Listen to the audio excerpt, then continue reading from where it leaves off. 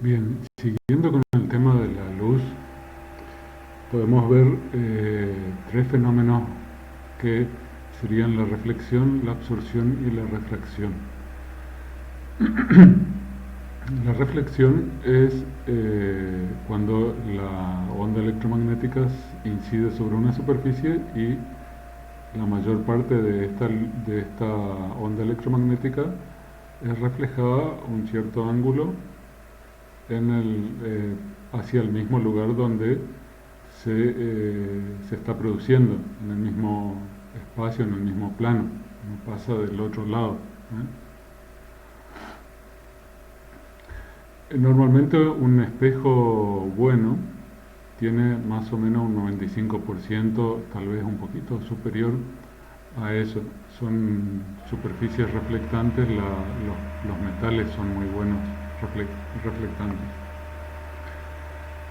Hay superficies, por el contrario, que no reflejan prácticamente nada, o muy poquito, y esos serían los denominados cuerpos negros, que esencialmente, bueno, negro podría ser, en el caso de la luz visible, podría ser el color negro, pero para otras longitudes de onda, como hemos visto, no necesariamente tiene que ser un color negro. El agua puede ser un cuerpo negro para la longitud de onda fundamental de la molécula de agua.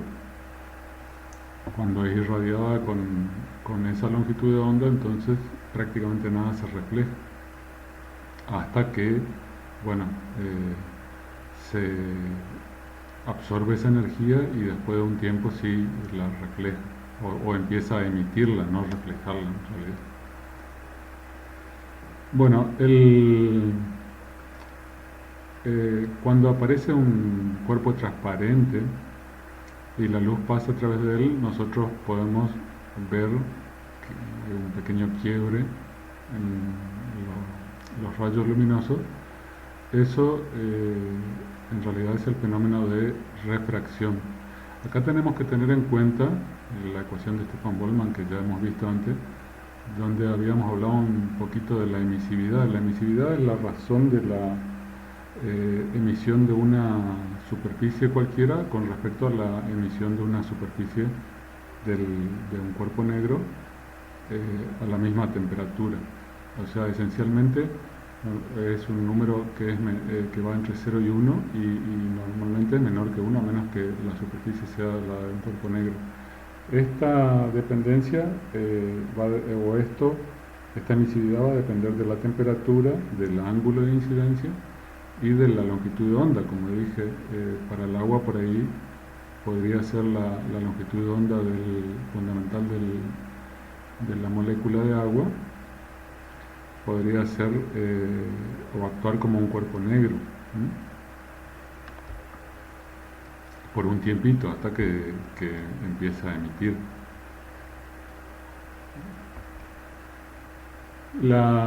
En particular la reflexión y la refracción de la luz.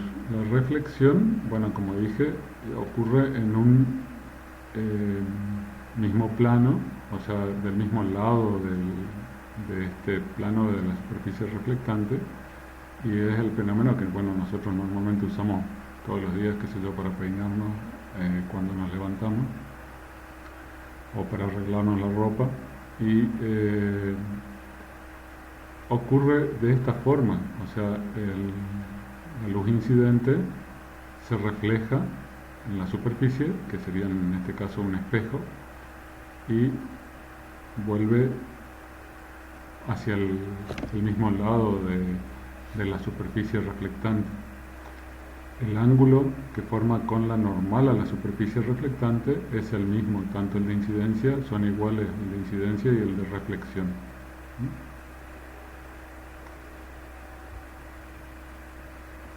Obviamente estas tres líneas, el rayo incidente, el rayo reflejado y la normal, están en un mismo plano. En el caso de la refracción, exactamente pasa lo mismo, el rayo incidente, el rayo refractado y la normal a la superficie también están en un mismo plano, pero ahora ya el rayo no vuelve hacia el mismo lugar o en la misma plano de la a la misma el plano ¿cómo se llama? De donde partió el rayo incidente, sino que atraviesa el material y sigue de largo, pero con un ángulo diferente. Este ángulo de refracción es diferente al ángulo de reflexión. Tenemos una ecuación muy sencilla, pero nosotros en la práctica no vamos a hacer cálculos de esto, sino más bien es para mostrarle el fenómeno que sigue más adelante, por ejemplo el del microscopio, de la luz, que son cosas que van a usar. Bueno, pero este es el fenómeno por el cual ponemos, por ejemplo, un lápiz en un vaso con agua o un sorbete, ¿no? Para si no arruinamos el lápiz, y vemos cómo se quiebra.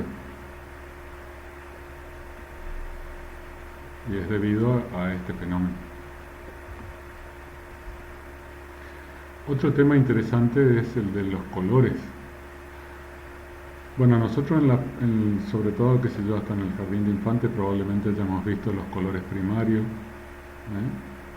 Y bueno, a partir de ellos nosotros podemos generar todos los demás colores o la mayor parte de los demás colores. En principio, los colores primarios que habíamos visto eran, si no me equivoco, el rojo, el amarillo y el azul. Sin embargo, nosotros podríamos elegir cualquiera de los colores. En TV, en electrónica, se utilizan como colores primarios el rojo, el verde y el azul, porque están más equidistantes en el espectro de colores. Si ustedes ven o recuerdan los grafiquitos que vimos anteriormente, uno está en un extremo, el otro está en el medio y el otro está en el otro extremo. Y a partir de ellos, bueno, se generan todos los demás colores, combinándolo, mezclándolo, un poco de este, más un poco de este, más un poco de este, y bueno, y se generan. La suma de todos los colores es lo que nosotros conocemos como la luz blanca, ¿sí? A pesar de lo que por ahí alguno pueda llegar a intuir lo contrario, que la suma de todos los colores puede dar negro, no. En este caso, la suma de todos los colores da como resultado el blanco. Un experimento muy sencillo que pueden hacer o ver en YouTube, pueden hacer es pintar, por ejemplo, con los tres colores primarios, un disco, un tercio, un tercio, un tercio, y lo hacen girar muy rápido y van a ver que la combinación nos da blanco. En el caso de los pigmentos, los colores que observamos en la naturaleza, los pigmentos lo que hacen es reflejar cierto color, absorben todos los demás, pero reflejan cierto color. En el caso, por ejemplo, acá del tomate, reflejan el color rojo, o las hojas que reflejan el color verde y absorben los demás, o la zanahoria que refleja el color anaranjado, que sería una mezcla, por ejemplo, para hablar de eso, una mezcla de rojo y amarillo. En algún punto intermedio entre el rojo y el amarillo estaría la zanahoria. Bueno, como dije, la luz blanca es la combinación de todos los colores, entonces nosotros podemos descomponerlo. En la naturaleza se hace habitualmente el famoso arco iris, y ahí vemos los colores, todos los colores que podemos ver a simple vista.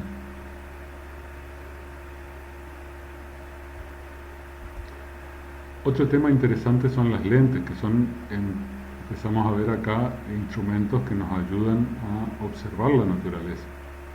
En principio, las lentes nosotros las denominamos o hablamos habitualmente de lentes delgadas, y estas pueden ser de dos tipos fundamentales.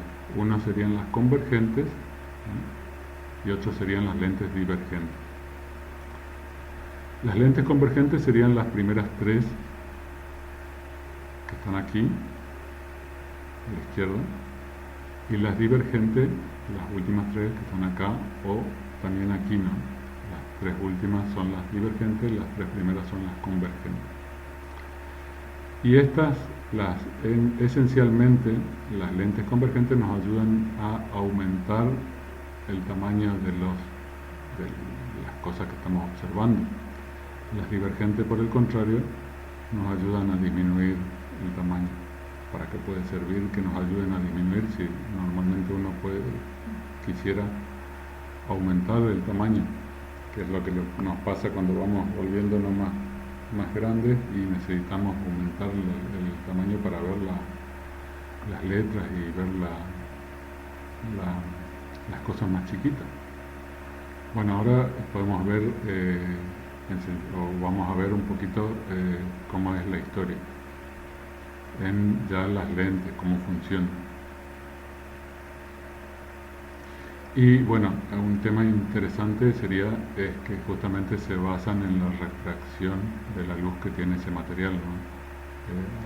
Hecho de algún material orgánico, un plástico en particular, o de algún cristal, pueden converger más, o sea, entonces uno necesita menos curvatura aquí para lograr el mismo propósito, dependiendo del índice, lo que se denomina índice de refracción. Bueno, y este es el fenómeno de la refracción ya en las lentes delgadas, como vimos. Y acá tenemos dos ejemplos particulares de la lente convergente y las lentes divergentes. La lente convergente, entonces nosotros ponemos un objeto un poquito alejado, un poquito hacia la izquierda del foco, de la distancia focal, ¿no? Esta es la distancia focal, y de acá hasta aquí. Entonces nosotros podríamos ver una imagen que es real, que se denomina real, de esta manera. Trazamos un rayo paralelo hasta la lente y después otro que pasa por el foco. Hay un rayo que no se desvía, que pasa por el centro óptico de la lente, y con esas dos nosotros ya podríamos, donde se cruzan, ahí es donde veríamos la imagen formada de este objeto. Pero podemos trazar otro rayo que pasa por el foco, llega hasta la lente y sale paralelo. Esa misma técnica se usan para todas las lentes para ver dónde se formaría la imagen, qué tamaño tendría aproximadamente. Si tenemos una lente divergente hacemos lo mismo, pero acá divergen, el rayo diverge, pero siempre la parte de atrás pasa por el foco. Fíjense un detalle, que acá los focos están intercambiados. El foco objeto está al lado derecho y el foco imagen está al lado izquierdo. Acá el foco objeto está al lado izquierdo y el foco imagen está al lado derecho. Hay un rayo que no se desvía, y bueno, y con eso ya podemos ver dónde se cruzaron las líneas. Podemos ver que acá es donde se formaría la imagen. Obviamente, si tenemos el objeto acá, entonces el ojo estaría mirando hacia la izquierda, pero estaría acá a la derecha.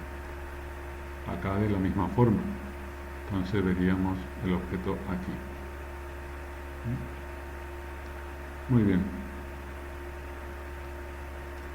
Ya vamos a ver para qué puede servir esta lente. Pero esencialmente lo que mostraríamos ahora es qué es lo que pasa en una lente convergente cuando vamos acercando el objeto hacia el foco. O sea, este es el mismo gráfico que habíamos visto anteriormente de la lente convergente. Y acá lo vamos acercando al foco. Paso A, B, C. Fíjense que en la medida que el objeto se acerca al foco objeto, la imagen se aleja del foco imagen, hasta que situamos el objeto en el foco objeto. Entonces ahí los rayos salen paralelos, y ese es el funcionamiento de una lupa. O sea, acá nosotros ponemos el ojo en cualquier parte, no importa donde nosotros pongamos el ojo, vemos el objeto, todo lo grande que puede aumentar esta lente. Si seguimos acercando el objeto a la lente, entonces ya la imagen se transforma en virtual y podemos verla más grande, pero acá tenemos que regular el ojo para poder verla bien. Bien.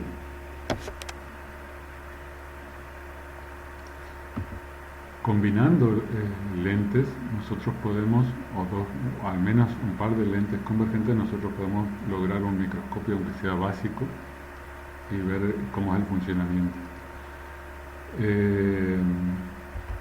Entonces, antes de hablar un poco del funcionamiento ¿para qué se usan las otras lentes divergentes? Bueno, estas lentes no son perfectas, entonces, y son normalmente con un perfil esférico.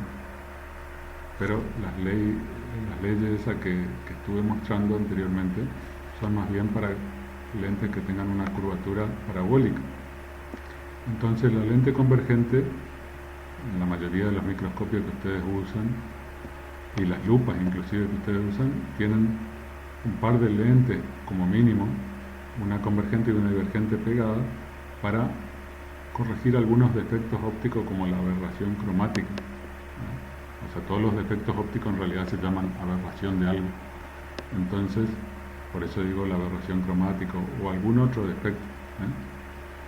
Entonces, si bien la lente va a ser en conjunto convergente, tiene una pequeña parte divergente para corregir el defecto correspondiente.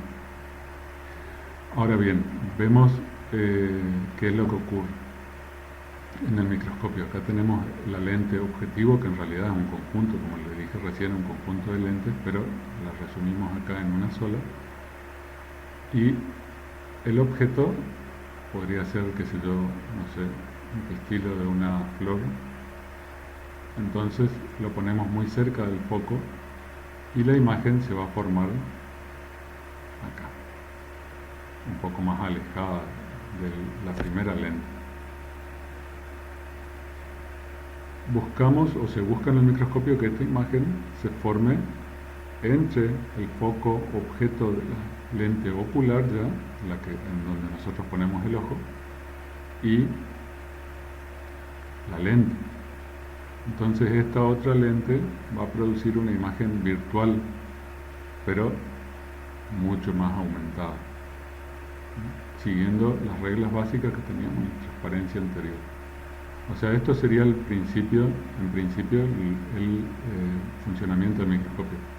Obviamente, si ustedes miran un microscopio, esos que se puedan desarmar, pueden ver que el ocular en realidad no es una lente sencilla como esta, sino que es un conjunto de lentes de aproximadamente tal vez 2 centímetros, 1 pulgada, donde hay varias lentes para corregir justamente los defectos que puedan surgir debido a la curvatura y a todos los fenómenos que van a ocurrir, todas las refracciones.